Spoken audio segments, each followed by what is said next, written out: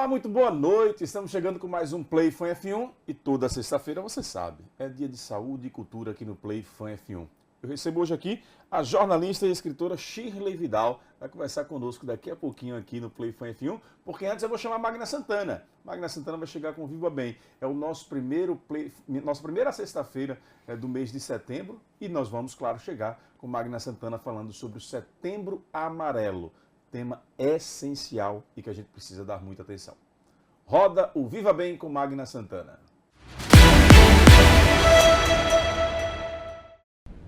Olá, nós estamos começando o nosso quadro Viva Bem, nosso espaço aqui de saúde, bem-estar, qualidade de vida.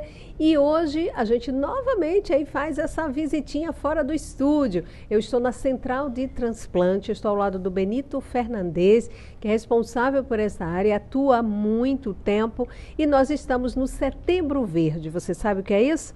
O Benito vai explicar para a gente. Benito, obrigada por nos receber aqui. Conta para a gente a importância do Setembro Verde e o que é o Setembro Verde. Olá, Magna, uma alegria muito grande, você sempre parceira. O Setembro Verde é um mês de mobilização, de chamar a atenção da sociedade, é uma campanha nacional da Associação Brasileira de Transplante de Órgãos e Sergipe sempre participa no sentido de mobilizar as pessoas para que elas conversem com seus familiares, informem que são doadores, porque o transplante só acontece com a doação e qualquer pessoa pode precisar de um transplante. Essa campanha sempre anualmente acontece, escolher essa data, esse mês, é alerta, né, Benito? É a possibilidade de conscientizar a importância da doação do transplante. Exatamente. Com a nossa morte, nosso corpo vai perecer, nós não estaremos ajudando ninguém. A doação de órgãos, ela vem exatamente ressignificar esse momento de dor e de perda num ato de amor e solidariedade, salvando vidas, né? Então, isso termina consolando as famílias em saber que, apesar de ter perdido seu ente querido, eles conseguiram salvar outras pessoas.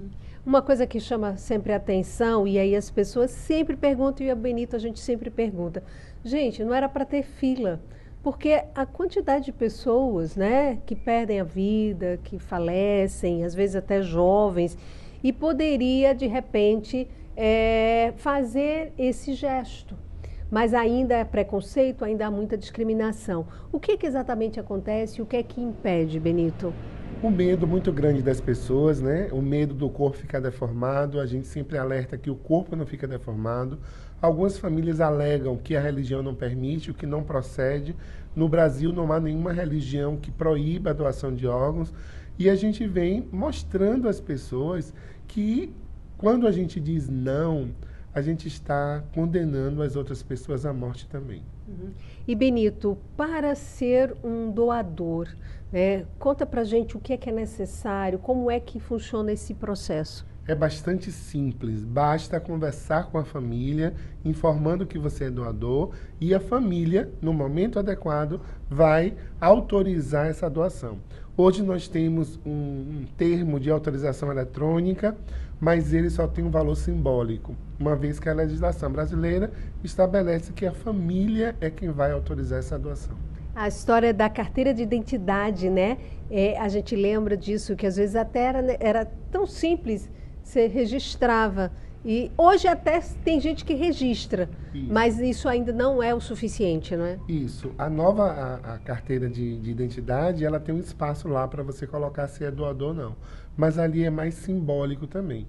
Não tem um valor legal. Mas é importante que a gente já sinalize, porque fica o registro. Sim. E a família, ela fica mais consciente desse desejo, né? Uhum. E Benito, como é que está a nossa situação em relação a isso? Né? A nossa fila, as nossas condições de captar esses órgãos e da permanência desses órgãos aqui no estado de Sergipe. Graças a Deus, a sociedade sergipana tem sinalizado positivamente. Nós melhoramos, né? Aumentamos em 61% o número de doadores em relação a 2023, né? De janeiro a agosto, e aumentamos 54% o número de transplantes de córnea. A córnea é um procedimento simples, pode ser retirada já com o coração parado, no IML, desde que tenha menos de 6 horas entre a morte e a autorização da família. Sergipe ainda não está transplantando os órgãos captados aqui. A gente tem o Hospital Cirurgia que está autorizado pelo Ministério, mas ainda está aguardando a conclusão do contrato para que esses transplantes comecem a acontecer aqui. O hospital passou por uma reforma, a reforma já foi concluída, novas salas cirúrgicas, novos leitos de UTI, e agora a interventora Márcia Guimarães já nos garantiu que ainda esse mês esse contrato vai ser concluído junto com a secretaria. E a gente espera e conta com isso. Bom, tomara, né? Até que seria até bem simbólico neste mês de setembro, do Setembro Verde. Agora, Benito, para que as pessoas também entendam, muitas vezes há registros e a gente até celebra quando a família faz esse gesto, mas alguns desses órgãos acabam realmente não ficando aqui e aí vai para outros estados. Isso obedece uma fila, né? Uma necessidade. Isso. Existe uma central nacional que fica em Brasília, que é responsável em redistribuir esses órgãos. Então, quando a gente não transplanta aqui, a gente faz essa oferta, eles observam, né, a compatibilidade do paciente, qual a região, porque a depender do órgão também não pode ir para muito longe, coração e pulmão só são 4 horas, entre a retirada e o implante, e por conta disso, esses órgãos eles são transplantados em outros estados. Na semana passada, nós estávamos com o caso de uma criança de 11 anos, que estava lá na UTI do Hospital de Urgência de Sergipe, precisando de um transplante. Conseguimos, né, transportar essa criança com transporte aeromédico para Recife, e ontem a gente teve a felicidade de saber que ela foi transplantada. Então isso nos emociona, isso nos dá força para que a gente continue salvando vidas através da doação de órgãos. Coisa boa. Bom, a gente tem uma programação extensa, né? Muito bom isso, tá? Durante esse mês, e a gente finaliza aqui com uma corrida Pela vida. Pela vida. Isso. A nossa finalização da nossa campanha será no dia 12 de outubro, dia de Nossa Senhora Aparecida, dia das crianças. Então a gente convida, né, toda a sociedade sergipana para estar com a gente, né, nesse ato saudável que a gente precisa ter atividade física. Então essa corrida que vai sair lá da Praia Formosa até o hidroviário Zé Peixe aqui. Bom, Benito, para a gente encerrar, mais uma vez, eu queria que você deixasse assim, um local, informações e os procedimentos necessários para quem quiser conhecer mais, porque infelizmente ainda tem gente que desconhece, né, como funciona todo esse processo. Pronto, então a Central de Transplantes, nós temos o nosso Instagram, Facebook, @transplante-sergipe, o e-mail central.transplante@gmail.com, e quem tiver dúvidas, quiser palestras em escolas, igrejas, empresas, associação de bairro, a gente está lá conversando. Coisa boa. Benito, mais uma vez, muito obrigada. Parabéns pelo teu trabalho. Nós que agradecemos seu carinho, nós que agradecemos sua atenção. Eu já disse várias vezes que você é madrinha da Central Transplante Sergipe. Essa é uma causa que todos nós devemos abraçar, com certeza. Mais uma vez, parabéns, Benito. Bom, gente, esse foi o nosso bate-papo aqui no nosso Viva Bem, aqui para o quadro do nosso Play Fan F1. Até o nosso próximo encontro.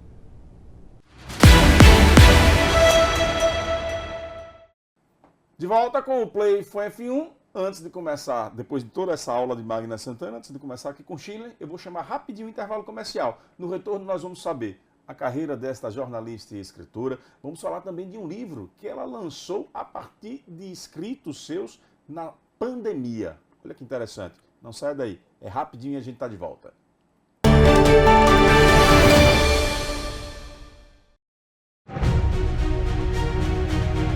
Ei, sabia que Sergipe é um dos estados que mais investe em saúde no país? 17% do orçamento geral foram destinados para a área da saúde, 5% a mais do que o indicado por lei. Um trabalho que a gente já vê que está por todo o estado. Repare só, está no número de leitos pediátricos que aumentou em mais de 40%. Está no Opera Sergipe, com 14 mil cirurgias realizadas. Está no Enxerga Sergipe, que já fez mais de 5 mil cirurgias.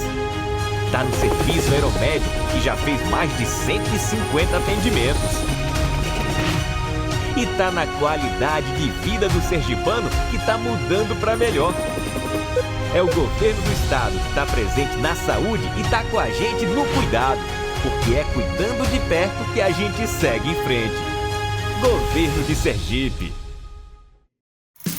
Alto Padrão, empresa especializada em fachadas de vidro e esquadrias de alumínio de alta performance associada à ABNT e à Associação Nacional de Fabricantes de Esquadria de Alumínio, o que garante aos seus clientes produto de altíssima qualidade e seguro. A Alto Padrão utiliza as mais modernas técnicas de fabricação e as melhores matérias-primas na construção de seus produtos, com profissionais altamente capacitados e parcerias com os maiores profissionais do país. A Alto Padrão é uma das maiores empresas do Nordeste em seu segmento. É Sergipe bem representado. Leve a Alto Padrão para sua obra e fique tranquilo. Alto Padrão. O nome já diz tudo. Telefone 79999860986. Uma campanha inclusiva deve ter um olhar para todos. Pensando nisso, a França Pirotecnia dispõe de fogos de artifício de baixo ruído. Tudo para não incomodar os bichinhos e nem as crianças com espectro autista. Fumaças coloridas, foguetes e girândolas. Todos em baixo ruído e na cor do seu partido. Ligue agora mesmo através do 79 999992799 e siga-nos no Instagram, @Fogos França Pirotecnia. Um brilho a mais nessa eleição.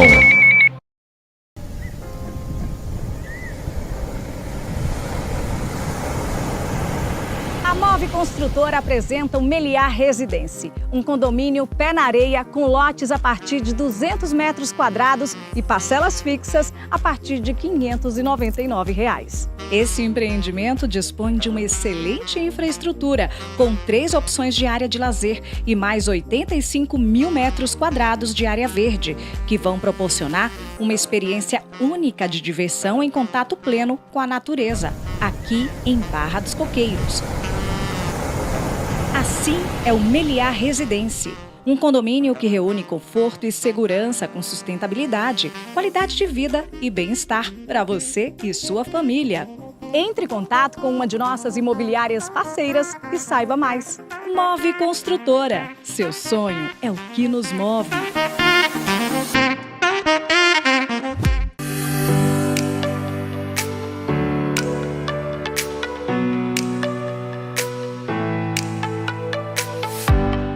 Você pode até não perceber, mas a gente está ali. Em cada momento de diversão em família, em cada relação que surge. A gente sabe até quando você precisa de uma mãozinha e sim, estamos ali também. Afinal, nascemos para fazer parte da sua vida. Mais que o Shopping de Socorro, nós somos a casa de todos os sergipanos. Shopping Prêmio, o nosso shopping. Atenção, você que sofre com dores musculares como dores nas costas, nos ombros, nas pernas, nos braços, cãibras. A pomada negra é o gel de massagem mais potente e completo, produzida para livrar você das dores corriqueiras do dia a dia e também das inflamações como artrite, artrose, bursite, tendinite, hérnia de disco, o bico de papagaio e também inflamações nas articulações. Pomada negra é vendida somente nas farmácias e casas de produtos naturais.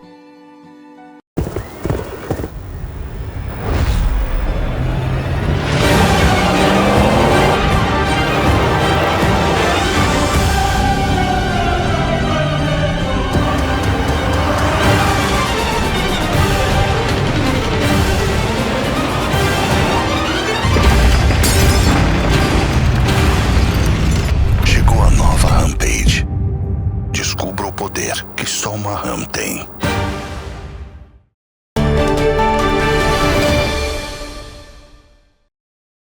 De volta com o Playfone F1, Shirley Vidal. Muito obrigado por ter aceito o nosso convite. Muito boa noite. Bem-vinda aqui ao Playfone F1. Eu que agradeço o convite. É um prazer estar aqui na FAM com vocês. Ser tão bem recebida. É uma alegria estar falando dessa obra que é um projeto do meu coração, né? Reflexões da Pandemia. Que bacana. Foram 54 crônicas, né, escritas ao longo de 2020 e 2021, onde eu relato dores, perdas, viagens, reflexões profundas acerca da vida, do que nos faz existir, do que está aqui, do que nos alegra o coração. Então, é uma obra assim do meu coração. Shirley, me conta uma coisa, antes da gente chegar detalhar um pouco mais essa obra, que eu já estou curioso para saber quanta coisa boa tem dentro. Me conta um pouco sua trajetória. Eu vi aqui no seu currículo que você se considera propiaense, mas é nascido em Aracaju. Me conta essa relação aí com a cidade ribeirinha. Então, eu fui criada em Propriá, minha mãe mora lá até hoje. Então, tem uma conexão profunda ali com o Rio São Francisco, o Vale Chico. Então, o meu lazer de final de semana era tomar banho no rio, né? E na época ainda tinha os canoeiros, ainda cheguei a ver enchente. Então, minha infância eu passei na região ali do Baixo São Francisco e vim para Aracaju para estudar, fazer 2º grau, depois entrei na faculdade e aí não voltei mais, né? Mas Sergipe é pequeno e sempre que eu posso eu tô lá. Carreira profissional, por que a escolha do jornalismo? Então, eu sempre trabalhei na área corporativa, né? Então, a escrita, para mim, sempre foi um prazer, uma satisfação. Então, eu comecei na Norcom, né, na comunicação corporativa, como analista lá. Então, na época, o departamento de marketing, todo mundo fazia tudo, mas depois segmentou. E aí, eu fiquei cuidando da comunicação externa, relacionamento com a imprensa, com formadores de opinião, né, com a comunidade também. Então, eu fiquei 5 anos na Norcom, trabalhei lá, e foi uma grande escola profissional na minha vida. Depois a Norcom formou a Joint Venture, não sei se você vai se recordar da Norcom Rossi. Sim. Né? E aí, com a Norcom Rossi, veio a oportunidade de eu abrir a minha empresa, porque já era uma cultura diferente na Norcom Rossi. E aí, eles pediram que eu abrisse uma agência para atendê-los.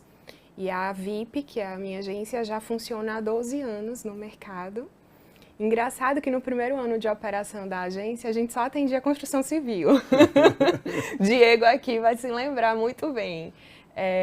Então, eram várias construtoras, você sabe que é um mercado muito sazonal, né? Esse setor de construção civil tem horas que tem um pico, assim, muito grande. E marketing imobiliário é uma paixão. E aí eu trabalhei, né, durante alguns anos me dedicando muito para o setor de construção civil. Hoje eu atendo mais varejo, né, segmento varejista. A Seconsul é meu cliente há 12 anos praticamente, então é um cliente que tem grande confiança e que a gente está sempre entregando resultado. Então você não ficou restrita só à questão de assessoria, você ampliou mais o campo de atuação da sua agência. Sim, porque aí eu fui fazendo outras formações, né, na CISNO. Então eu fui atrás de fazer pós-graduação em comunicação organizacional. Sim. Depois eu fiz um MBA em marketing digital na ISPM, que era um sonho também estudar lá. E aí que me ajudou muito também a implementar novidades na agência, na área de marketing especificamente. Depois eu fiz psicologia positiva na época que eu estava escrevendo o livro, para entender a alma humana. E eu gosto muito de comportamento do consumo, né? E hoje eu tenho bastante atuação na área de sucesso do cliente, experiência do consumidor. Então, assim, você vê que a área de comunicação e marketing, ela é ampla, né? Ela se aplica a várias academias, escolas. Então, assim, às vezes as pessoas acham que jornalismo é apenas para você estar lidando ali com a imprensa e tal. Com a notícia. Com a notícia em si. Mas, às vezes, você está escrevendo de uma forma corporativa que você vai atingir outro público. Ou então pensar em consumo, né? Então, quem são os meus clientes? E você está trabalhando com comunicação o tempo todo. Sim.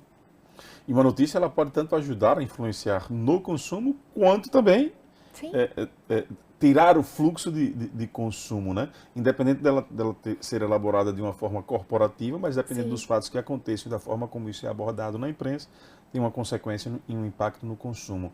Sim. Mas me diz uma coisa, com toda essa trajetória e tendo escrito um livro durante a pandemia, antes da gente detalhar ele mais um pouquinho, uma pergunta que me veio aqui agora é a seguinte: durante aquele processo a gente dizia muito e as pessoas refletiam muito e aguardavam muito que a humanidade mudasse, que as pessoas mudassem seus conceitos. Hoje há aqueles que acham que não mudou absolutamente nada, que continua tudo a mesma coisa, e aqueles que acham que cada um mudou de acordo com a sua perspectiva ou com os impactos que a pandemia trouxe nas suas vidas. Qual é a sua opinião? Acho que ao longo da história a gente vive marcos na humanidade. Não? Revolução Industrial, tivemos muitos marcos, né? Então, A pandemia foi um marco histórico, né? E a gente teve perdas, mas a gente teve avanços também.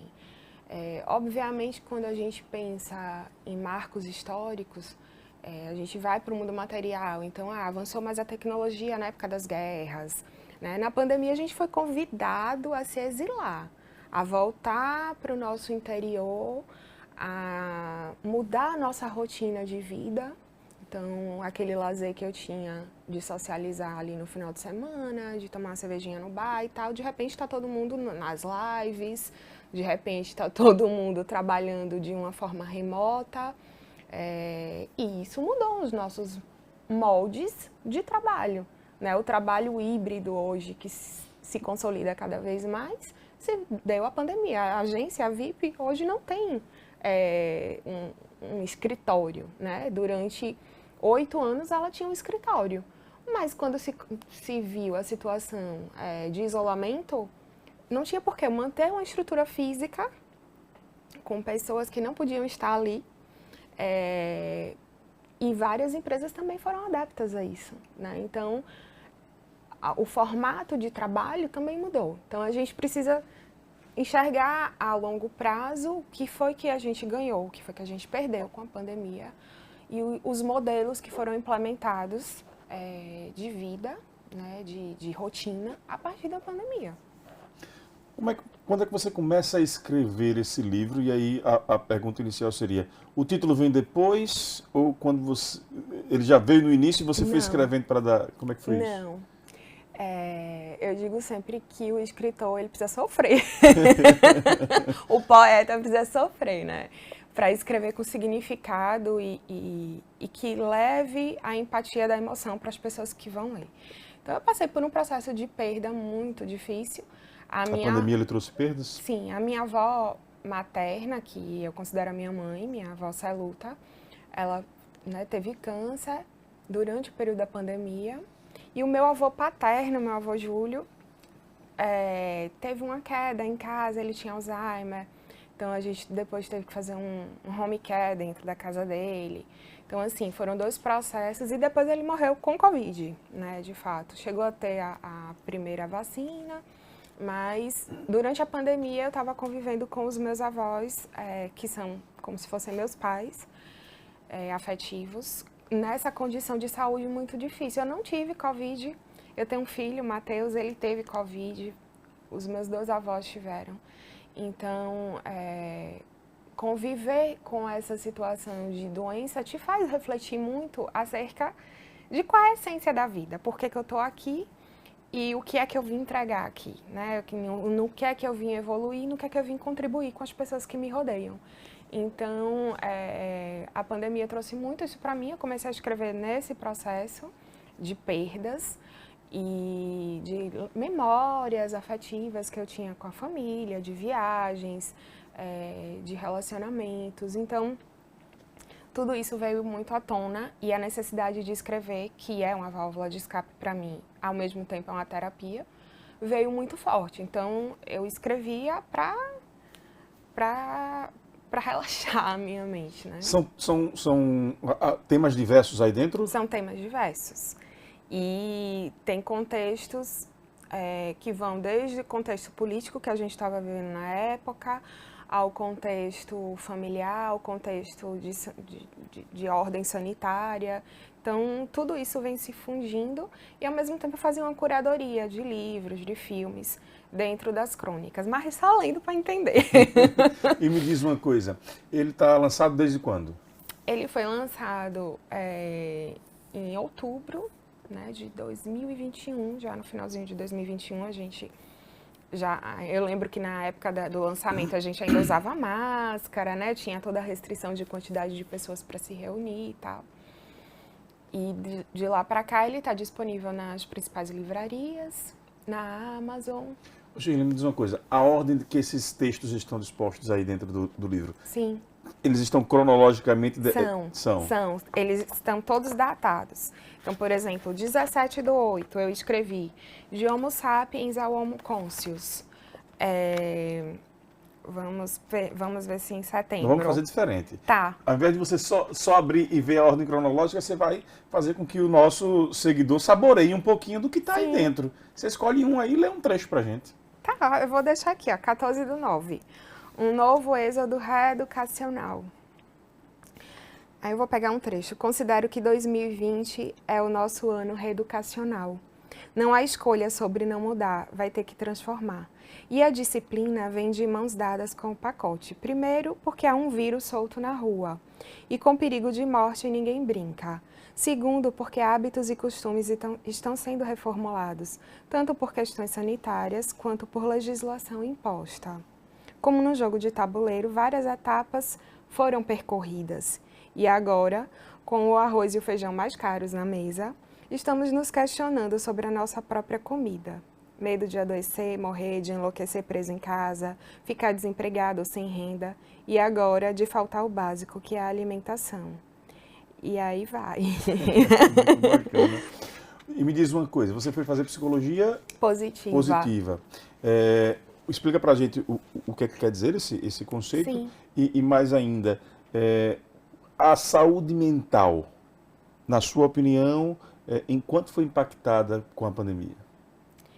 Muito, né? Porque o isolamento social, para as pessoas que não têm a prática de se isolar, e para quem tem dependências emocionais, para quem tem dependências psíquicas até, de ter convívios sociais e trocar o tempo todo, foi muito difícil, né? Então, a questão da saúde mental também foi um pico durante a pandemia, tanto que cresceu o volume de depressivos, de ansiosos, de pessoas que procuravam terapias alternativas, como yoga, né, que é uma prática esportiva, mas também leva a um exercício de respiração para ansiedade.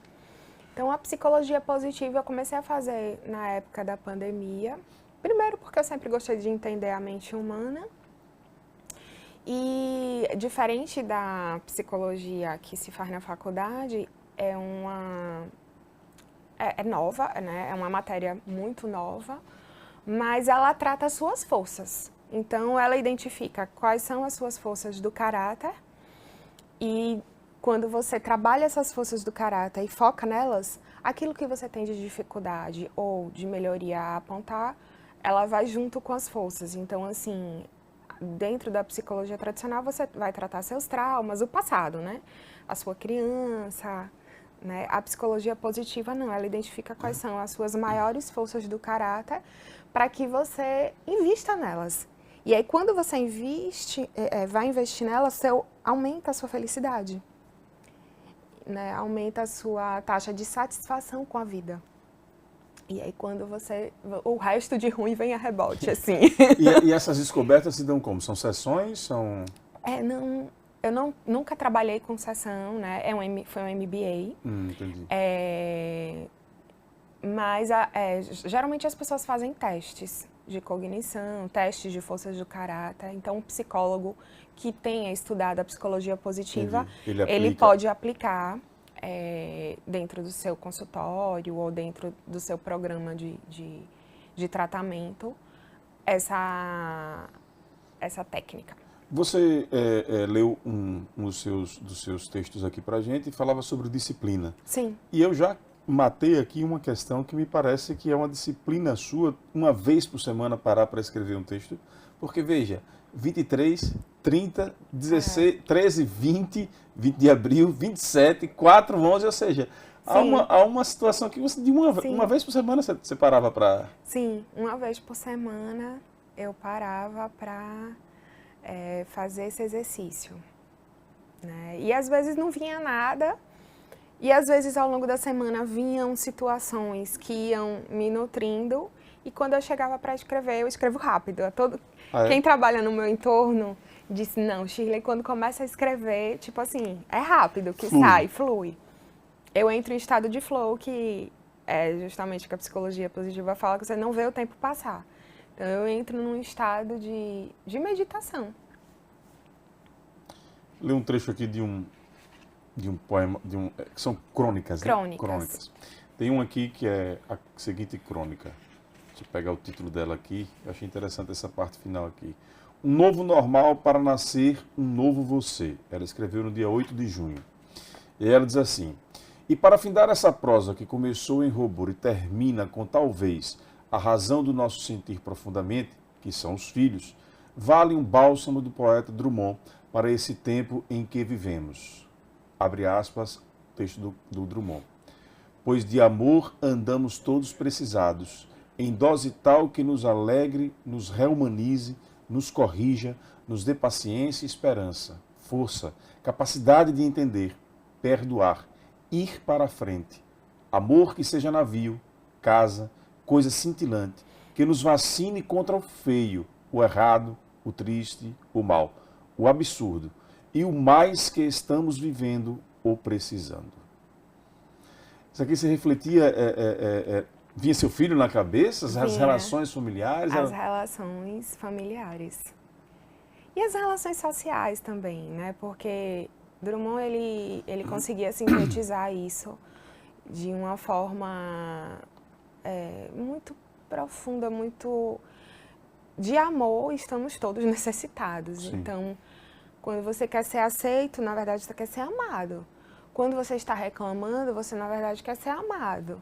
Então, às vezes a pessoa está brigando com você e na verdade ela só precisa de um abraço, né? Então, quando a gente tem esse entendimento que todos nós buscamos é nos sentir amados, né? Então, se sentir aceito, se sentir acolhido, quando a gente chega nesse ponto, sabe?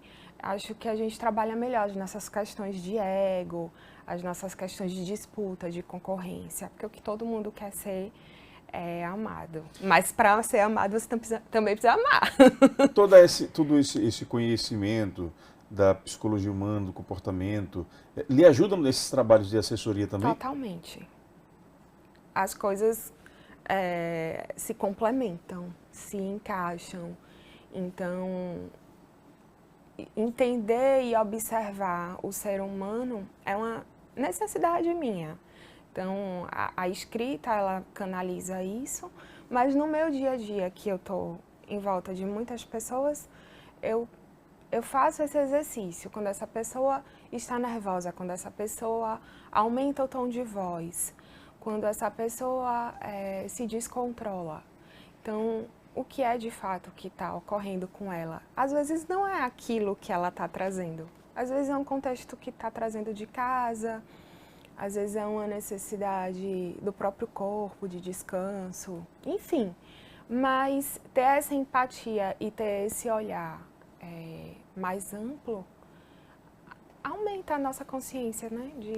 De viver a vida mais em paz, de saber que tudo realmente passa, né? Então, as pessoas que a gente mais ama também vai passar, também a gente tem um corpo que é limitado, que ele, né, tem uma energia que vai acabar como um perfume ali no frasco. Então, é ser mais compassivo, mais amoroso. Quando não era pandemia, mas toda morte da mãe ou do pai tem um potencial pandêmico dentro da alma, né? É muito doloroso. Quando eu perdi minha mãe, em 2001, chegou um momento do desenvolvimento do câncer dela que eu já não conseguia mais participar de orações coletivas. Ia muita gente lá em casa rezar, minha mãe frequentava a igreja, e a família também, né, nesse momento, até os mais distantes se unem, né? Então, meu tio tinha uma religião, levou o pessoal dele lá, minha prima frequentava uma filosofia, algo desse tipo, não me recordo direito, levou o pessoal dela lá. O pessoal da igreja que minha mãe frequentava, nos últimos dias esteve presente lá em casa, fez roda de oração e tal. E eu sempre me mantendo um pouco mais distanciado, porque a minha conversa com Deus era a seguinte: eu quero que fique, mas se for para curá-la, se for para estender a vida dela, para ela sofrer mais, não precisa fazê-la sofrer. Ela não merece sofrer. Sim. Então, é claro que ele não atende o pedido da gente na hora que a gente quer. A decisão dele foi pela partida dela, não teve cura, morreu em 2001, Mas isso era muito forte dentro de mim. Que o apego ao ser que está conosco aqui é mais nosso do que muitas vezes o da outra pessoa que está em processo, que está morrendo, né? A pessoa parece que aos poucos vai se preparando, a gente não passou por isso ainda, mas dá essa impressão, né? De que a pessoa vai se preparando para o momento de partida, principalmente quando você está num câncer, talvez. Porque tem aquelas partidas mais... bruscas, né? Não dá pra gente imaginar que de repente você de frente para uma carreta vai bater o carro que você faça qualquer revisão de vida, ao contrário, né? Sua esperança ali é sair daquela situação. Mas me parece que quando você está impactado por uma doença que vai aos poucos tirando cada dia um dia menos, né? Mais certo ainda, porque a vida é isso, né? Cada dia um dia menos. Enfim, viajei aqui um pouco para entendermos que é um pouco isso. A pessoa, o apego ao outro às vezes é mais nosso do que do outro que está se preparando para partir. E é não ter o controle, né? Porque a gente não tem o controle. Acho que a principal mensagem da pandemia foi essa. Vocês não têm controle.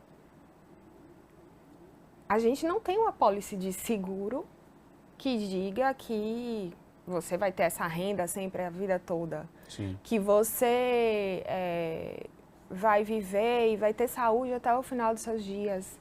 Não existe essa garantia, né? Então, a vida nos convida a amadurecer através desses eventos, né? Então, você veja, hoje os futuristas falam de um caos sem internet. Imagina a nossa vida hoje sem internet. Exato. Como é que a gente vai trabalhar? Como é que sem energia, né? A gente viu agora o que aconteceu no Rio Grande do Sul com a quantidade de água que invadiu o estado, né? Então, um caos. Então, quem está preparado para o caos? Ninguém. Exatamente. Então, é até bíblico, né? Até num sentido religioso, quando a gente para e diz os sinais, né, que estão sendo enviados. Parece que a gente combinou. Não combinou não, viu, gente? Ela me presenteou aqui. Na verdade, eu roubei da mão dela. Não, mas tem uma dedicatória. Ela me presenteou aqui com um livro. E aí a gente falando sobre um pouco isso, tem esse texto que você acabou de citar aqui, me chamou a atenção o título dele, do Homo Sapiens ao Homo Consciens, e aí no finalzinho dele tem um pouco do que a gente acabou de falar aqui agora. É você dizer bem assim, perceba que quando o cenário não muda e isso se torna incômodo, é a gente que deve mudar. Suave? Não é. Mas todas as respostas já estão dentro de cada pessoa. Eu queria encerrar esse nosso papo falando um pouco sobre isso. Às vezes a gente fica buscando respostas no externo, a gente vive pedindo a Deus que, pô, Deus, eu quero tomar aquela decisão, manda alguém que passe aqui na minha frente agora, por favor, e me dê aquela palavra, dê aquela pista de que é aquela decisão que eu preciso tomar, quando na verdade está dentro da gente as respostas para tudo, né? Sim. É a ação com coragem, com fé, né? Porque a vida sem o contexto de fé, ela fica muito dificultosa, mas nós somos os protagonistas da nossa história. Então, não é culpa de ninguém o que está acontecendo comigo. Né? A responsabilidade é minha, puxa as rédeas da sua história e construa o que você quer. Não é o pensamento positivo. Não é não. Vá lá e faça. Só o pensamento? Só o pensamento não vai criar. Shirley Vidal, querida, muito obrigado por esse papo delicioso. Para uma sexta-feira, então, meu Deus do céu, final de semana, tenho certeza que quem abra seu vinho. Quem estiver saboreando vai poder fazer isso. E olha, tenho certeza que isso aqui é um livro. Você falou, deu uma dica boa agora. Abrir um vinho e ler esse livro aqui, hein? Ó, Reflexões da Pandemia. Tenho certeza que eu vou fazer isso esse final de semana, viu? Muito obrigado, querida. Eu que te agradeço. Parabéns, muito sucesso obrigada. na sua carreira. E que venham mais edições aí. Tem planos? Tenho, eu vou escrevendo sempre, mas aos poucos. Aos poucos. Ainda não tem planejamento, não. Devagar e sempre. Obrigado pela presença aqui. Eu que te agradeço a sua audiência. Vocês que nos acompanharam ao longo da semana, muito obrigado. Fica a dica. Reflexões da Pandemia. Nas principais livrarias aqui de Aracaju se encontram. Se encontram.